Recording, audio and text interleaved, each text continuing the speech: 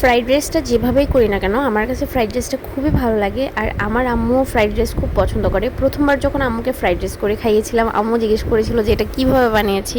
খেতে খুবই মজা।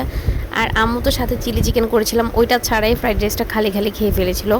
আসলে কিন্তু নর্মালি ফ্রাইড রাইস করলেও একটু সস, একটু মশলাপাতি দিলে আর চিকেন বা ডিম যে কোনো একটা ইউজ করলে ফ্রাইড রাইস অনেক বেশি মজা হয়।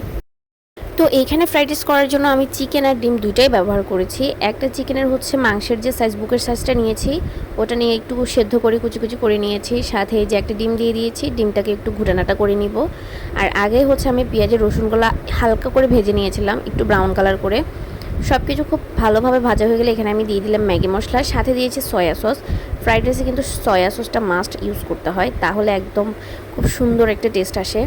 এরপর এখানে দিয়েছি হচ্ছে টমেটো সস আর সামান্য পরিমাণ লবণ। সয়া সস ইউজ করলে আসলে লবণ খুব একটা লাগেও না। তারপরে একটু লবণ দিয়েছি, না হলে আবার একবারে কম হলে খেতে ভালো লাগে না। এখন মশলাটা খুব ভালোভাবে মিশিয়ে নিব।